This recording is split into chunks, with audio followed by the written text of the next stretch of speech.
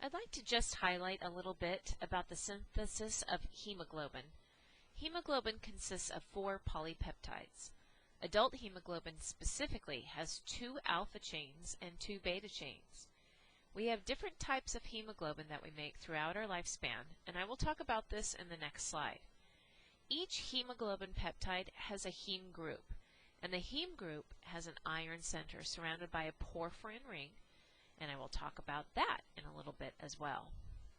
Even though iron binds the oxygen, it's the globin chains, however, that will dictate when the iron binds to oxygen and when it's released. Oxygen loads onto hemoglobin in the lungs and unloads in the tissues. The globin chains dictate the affinity with which iron binds to oxygen. Without the globin chains, the iron would have a really, really high affinity for oxygen. It would bind to oxygen and then never let it go. And that means that the tissues would be deprived of oxygen, and that means that they would have to use anaerobic processes to make ATP, which we know are very inefficient. So for every hemoglobin molecule, 4 molecules of oxygen total could bind, 1 molecule of oxygen for each iron group. Different types of hemoglobin polypeptides are synthesized during our development. These polypeptides that are used for hemoglobin are products of gene expression. Adult hemoglobin, like I said before, is alpha-2, beta-2. The alpha genes are found on chromosome 16, and the beta genes are found on chromosome 11.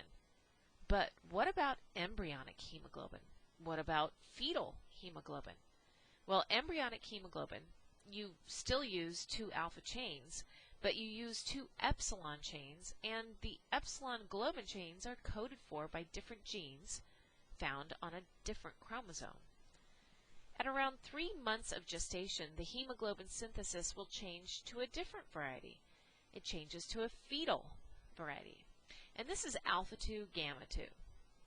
Within 6 months of birth, this fetal hemoglobin is going to be changed out for adult hemoglobin, and again, that's alpha-2, beta-2.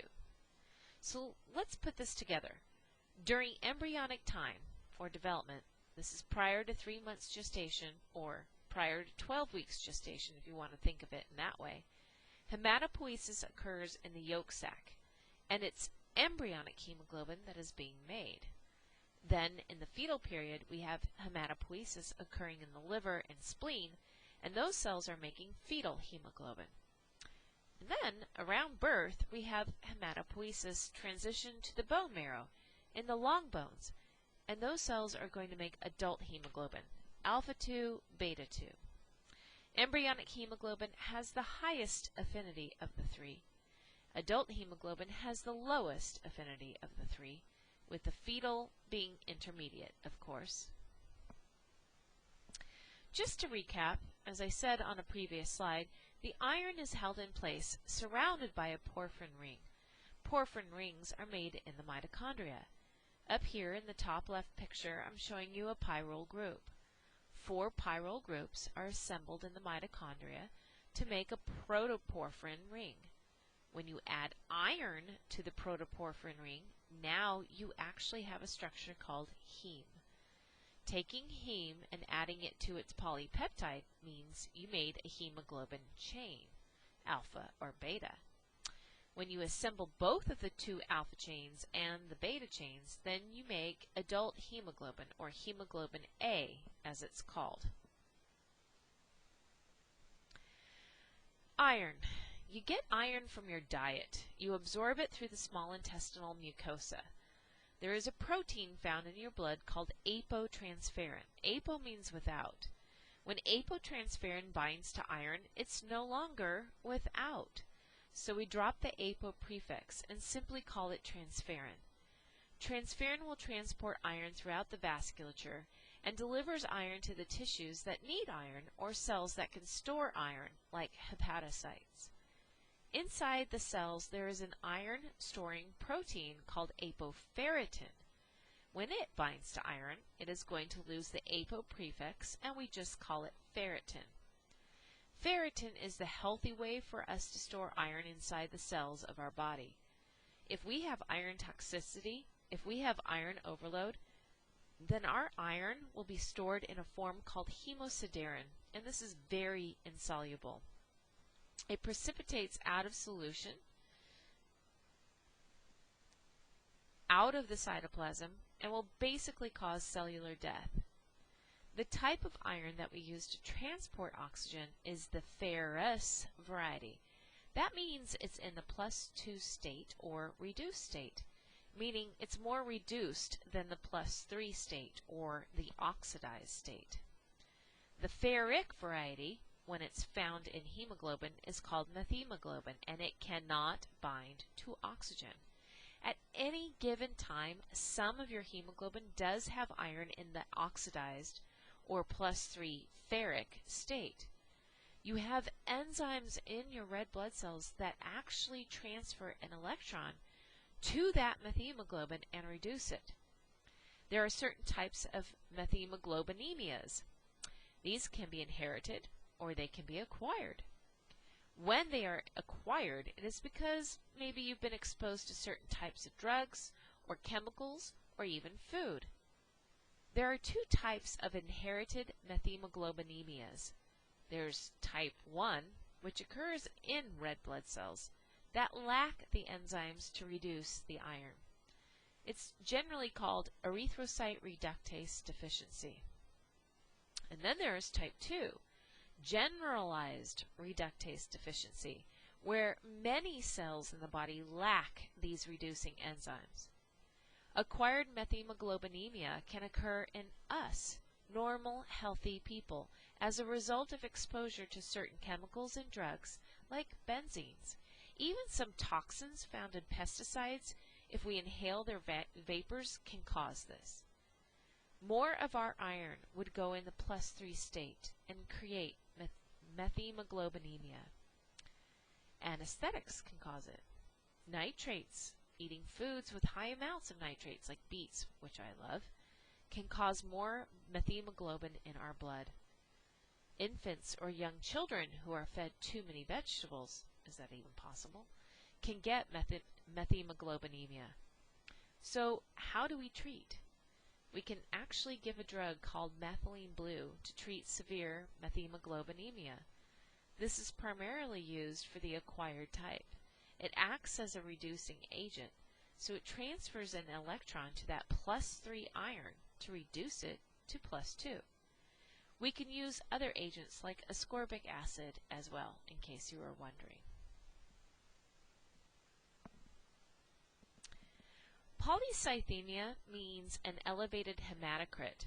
When you have more red blood cells, there are different ways to have this elevated hematocrit or increased red blood cell proportion. There is relative polycythemia, polycythemia vera, and secondary polycythemia. Relative polycythemia simply means it's an indication that a person has been dehydrated.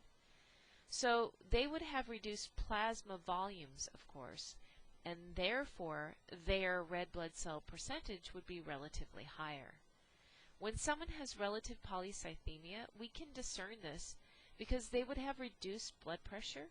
They might have tenting on the skin when we pinch it on the dorsal aspect of their hand. And rehydrating the patient in this case is the appropriate treatment. Discerning polycythemia vera versus secondary polycythemia. Well, now we have to look at EPO levels. With polycythemia vera, this is a stem cell disorder. The bone marrow is increasing the production of red blood cells aberrantly. And it's not just going to be the red blood cells when it's bone marrow that's overproducing. We will see an elevation in white blood cells and platelets as well. So total blood volume is going up, not just red blood cells. The EPO level in polycythemia vera will be decreased or below normal. It's as if the kidneys are trying to say, hey, we don't want you to produce this much, please stop. So they reduce the EPO in the hope that it would reduce the hemocytoblast from going through mitosis. In polycythemia vera, we would treat the patient through bloodletting or blood donation. We would remove some of that blood and replace it with isotonic saline solution. Having polycythemia vera causes an increased workload on the heart. Secondary polycythemia is traditionally an adaptive response, a physiologic response. Usually it's due to a person being at a higher altitude, or maybe the person is pregnant, or maybe the person has tissue hypoxia. Regardless, the EPO production has likely gone up, or at least is normal. This EPO release is going to cause an increase in the hematocrit. We would have to evaluate the patient further to find out exactly what is going on. If they are pregnant or living at higher altitude, for example, we are not going to bloodlet them. We are not going to replace their blood with isotonic saline solution. There is a physiologic reason why their EPO levels are higher. A person who has cardiac failure or inadequate perfusion of their blood is going to have an increased EPO production because their tissues are not being adequately perfused. The kidneys, of course, are getting less blood supply. The oxygen content in the tissue of the kidney would be reduced, and that would stimulate the kidneys to release EPO. How would we treat this type of patient? We might give them low-flow oxygen if necessary. In the case of, for example, a person with respiratory or cardiac problems. But we wouldn't necessarily treat them with anything if it's a person who's pregnant and or living at high altitude. When we speak of whole blood, we are really speaking of plasma and formed elements. Formed elements are red blood cells, platelets, and white blood cells. The prefix leuco means white, and the suffix cyte means cell. So leukocyte means white blood cell. It is now time for us to have our discussion on the other formed elements we would find in the blood. White blood cells contain nuclei and organelles. So, of all the formed elements, these are the only ones that are true cells. Red blood cells lack nuclei and organelles, and platelets are only fragments of a larger cell. I will discuss platelets in more detail during a later class time. White blood cells defend your body against foreign materials such as bacteria, viruses, or cells from another person. They remove toxins, waste, and they also function to remove damaged or dying cells. For example, aged red blood cells must be removed from the circulation, and macrophages help to do this. A typical microliter of blood contains about 6,000 to 9,000 white blood cells. Now, when I say there are 6,000 to 9,000 white blood cells per microliter, I want you to understand that the white blood cells circulating in your blood only represent a fraction of the total number present in your body. White blood cells only use the circulatory system to get to their final destination. Then they migrate out of the bloodstream by diapedesis and reside in the connective tissue throughout our body. If there are 6,000 to 9,000 white blood cells per microliter, exactly how many of them are neutrophils or basophils, etc.? Well, remember 60-30-6-3-1, and this tells you that roughly 60% of the 6,000 to 9,000 will be neutrophils, 30% will be lymphocytes, and that would include both B and T cell populations together, 6% will be monocytes, 3% will be eosinophils, and 1% will be basophils.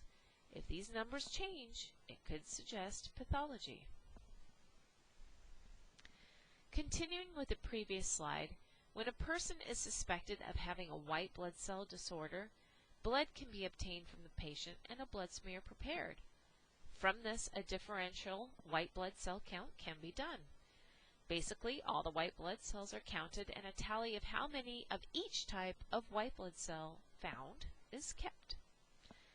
Leukopenia describes an absolute decrease in white blood cell numbers.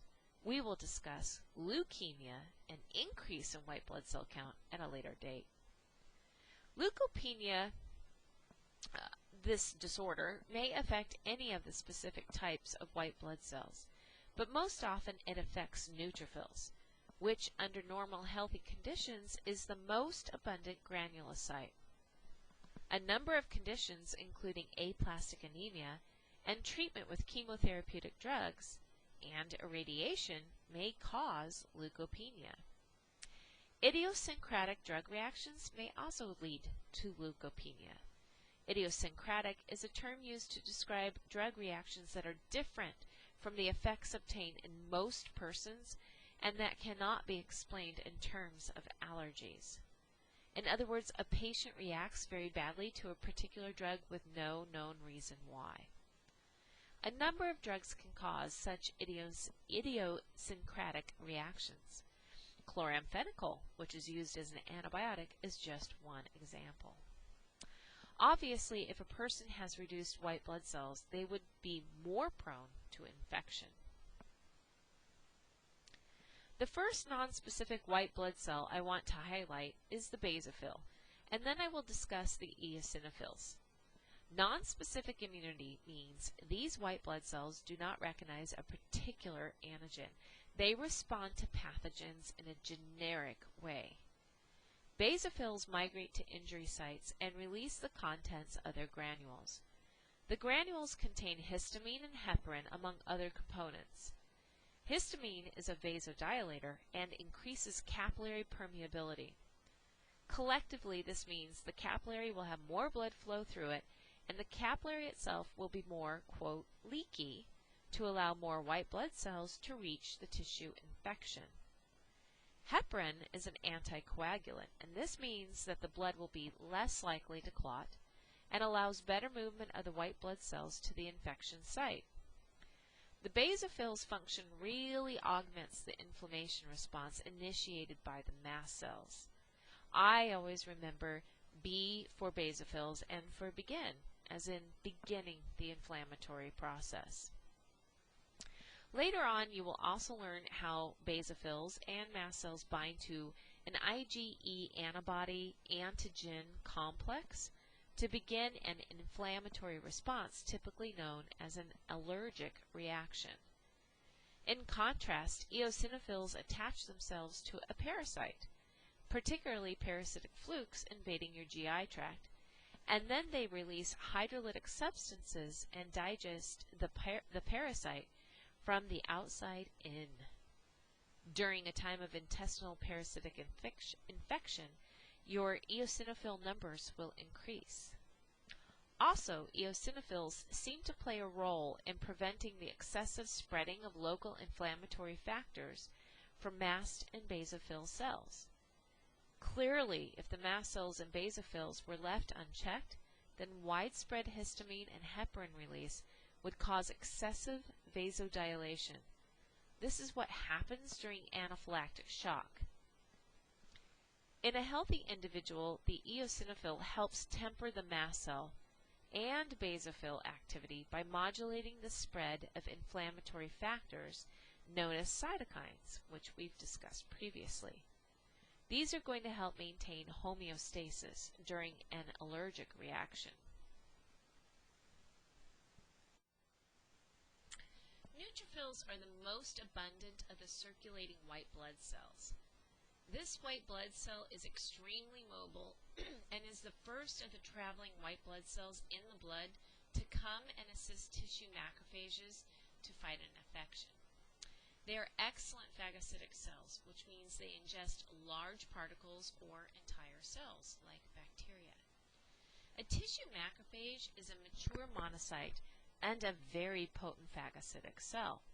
It can ingest many more foreign particles than a neutrophil, and it is your first line of defense against invading microbes, followed by neutrophils. The macrophage and neutrophil are considered to be part of your nonspecific immune cells. By that I mean they do not discriminate between the type of material they ingest. They can engulf any type of bacteria, other microbes, or even dead or dying body cells. They both use opsonization to help engulf foreign material. That means when antibodies, released by a mature B lymphocyte, bind to a foreign particle or antigen, the antibody-antigen complex can then bind to surface receptors on the neutrophil or macrophage. This basically immobilizes the antigen and affords the neutrophil and macrophage time to phagocytize the foreign particle. These cells will wrap around foreign particles, internalize those particles, and the foreign particle. And use lysosomes to break down the particulate matter. Lysosomes are cytoplasmic vesicles that are filled with hydrolytic enzymes. In this picture, I show you an aqua blue bacterium covered with antibodies. They look like upside down Y's. When a bacterium is covered with antibodies, the antibody tail can dock to a cell surface receptor called the Fc receptor, as it recognizes the Fc region of the antibody found on the neutrophil and macrophage. This is called opsonization, and the advantage to having antibodies that help dock a bacterium to this Fc receptor is that the bacterium is now unable to move away as the macrophage or neutrophil wraps itself around the bacterium to engulf it. An important difference between macrophages and neutrophils is that when the foreign particle has been broken down by the hydrolytic enzymes, the macrophage will embed some of the antigen in its cell membrane. Because of this, the macrophage acts as an antigen-presenting cell and can activate T and B cells into action. Perhaps you need another way to wrap your mind around this. I'm sure you have encountered children wearing messy shirts. Perhaps you can identify exactly what it was that they had eaten. Maybe some ketchup from their hot dog, maybe some punch, or sticky cotton candy. Macrophages are very similar to these children. Whatever they have phagocytized, they display on their cell surface for other white blood cells to recognize and to activate them. As another side note, Kupffer cells are tissue macrophages in the liver. They are found associated in hepatic portal systems, or the hepatic portal system, and they help cleanse the blood as it returns from the GI tract. They can phagocytose a bacterium in 1/100th of a second. They are truly powerful cells. This slide is now highlighting neutrophil differentiation. First of all, let's go back to some of our words. Just to remind you, the most common white blood cell is the neutrophil, and as I said before, leukopenia means too few white blood cells. It's really not enough to say that a person has leukopenia. Penia simply means lack of. But if you describe a patient as having neutropenia, then it specifically means that they have a lower than normal count of neutrophils. A higher than normal count, or suffix, would be cytosis. So if you have neutrocytosis, you would know specifically that the patient has an excessively high number of neutrophils. But it's not enough to know the count of neutrophils, because they are the most abundant leukocytes. We also need to recognize that the neutrophils need to go through some sort of differentiation. Shown here on the screen, we can see how a neutrophil is coming from the hemocytoblast, shown here as the committed stem cell, and turns into a myeloblast, and then a promyelocyte, and finally a band neutrophil, and then a mature segmented neutrophil. It's these band neutrophils and segmented neutrophils that I'd like to talk about for a while right now. Neutrophils are released into the bloodstream in an immature state known as a band neutrophil or a stab cell. In the bottom left column of this picture, I'm showing you several different pictures of band neutrophils. You see that the nucleus is not polymorphonuclear, which means many segments. In fact, it looks a lot like a monocyte, doesn't it? Now, how would we know that this, in fact, is not a monocyte? Well, the size of the cell is something to consider. Neutrophil, if you look carefully in the cytoplasm, you'll see some purple-stained granules. Neutrophils are granulocytes. Macrophages are not granulocytes. So we wouldn't see that speckled appearance in there in a monocyte. Okay, so now we know there are immature neutrophils, the band neutrophils, and mature neutrophils, segmented neutrophils. Let's now approach the topic of shift. There are two shifts when you talk about neutrophils. There's a left and a right shift. When we talk about neutrocytosis, an increase in neutrophils, and we are talking about this increase in cells, they shift to the left. When they shift to the left, that means they're going to be immature. Let me say that again in another way. Let me explain the logic. First, when we look at the two bottom columns of pictures, you see on the left side the band neutrophils and on the right the segmented. The immature is the left and the mature is on the right. If we have a left shift, then that is going to mean that more and more of the neutrophils are being released prematurely to the bloodstream as a band neutrophil. If we say there is a right shift, then we say there is neutrocytosis of the segment type, meaning that they are more mature cells. Let me explain this in more detail. When would a person have more band neutrophils versus segmented neutrophils? Let's do a clinical correlation. Let's say you're doing a white blood cell count in a patient. Let's say, for example, your report comes back saying that 70% of the white blood cells are neutrophils. Now, this is an elevated neutrophil count. That's neutrocytosis. So you say to yourself, okay, this patient has an infection. The doctor is going to treat this infection. They are probably going to give this patient some kind of antibiotic. How will the doctor know if the antibiotic is working? You look at the shift. In a couple of days, that antibiotic should have an effect. It's going to lessen the infection. Or it might not have any value at all in allaying the infection. There are a lot of resistant organisms to antibiotics. If you still see, after 2 or 3 days, the cytotic condition, the neutrocytosis, and you still have a left shift in that patient, what does that tell you about your antibiotic? It's telling you it's not working. The patient is still making a lot of immature neutrophils, so they're still responding to the infection. In other words, the patient's bone marrow is trying to push out more and more of these immature neutrophils.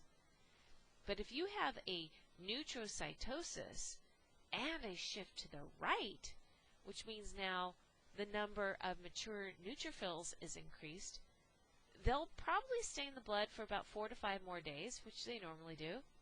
And this tells you the antibiotic is probably working.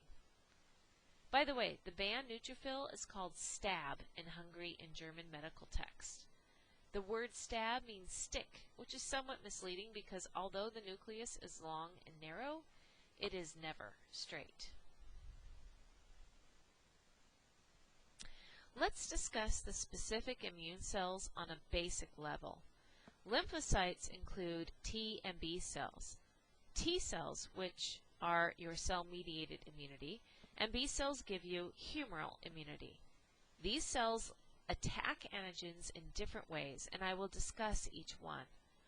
Together, these cells recognize specific antigens, but they are somewhat limited in that each lymphocyte can only recognize one particular antigen or epitope of an antigen. And when I think of this specificity, I think of a lock and key analogy. Perhaps you have used your house key to unlock your door. Perhaps you decided to do the empirical test and see if your house key was specific to your front door. You promptly walked over to your neighbor's door and tried your key in their lock. Perhaps you discovered that your key does not open your neighbor's door. My house key will only unlock my front door, not my neighbor's. Let's pretend that the foreign antigens you encounter during your lifetime are represented as locks, and your T cells and B cells are keys. Each flu virus, bacterial infection, or fungal infection you may ever have in your lifetime is represented as a new lock entering your body. The T cell and B cell that fought the infection you had last month fit into that, quote, lock. But the infection you have this month is a new lock, and thus a new key must be used to fight that infection. Obviously, this means we need millions of different types of B and T cells in our body.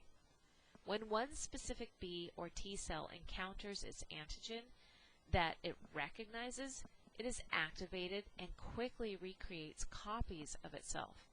Think of it as making duplicate keys. When the infection is over, many of the duplicated T or B cells die, while a few continue to live as memory cells. These memory cells will allow you to mount a quicker response, a more aggressive response, should you ever become infected with the same antigen in the future. T cells, as I said before, are cell-mediated immunity. They specifically have to bind to an antigen presented to them on an antigen-presenting cell. They induce apoptosis in the cell they are attacking. Humoral immunity comes from your B cells. I like to think of them as Clint Eastwood in The Good, the Bad, and the Ugly. Wah, wah, wah. By humoral, I mean of the blood. Mature B cells are plasma cells, and they shoot out these antibodies out in the plasma that can circulate throughout the body, and they find their antigen in some remote place of the body. That's why I like to think of them as Clint Eastwood, kind of shooting bullets from afar. T cells are going to be your hand-to-hand combat warriors. They physically have to interact with the foreign cell they are attacking. They cannot fight from afar.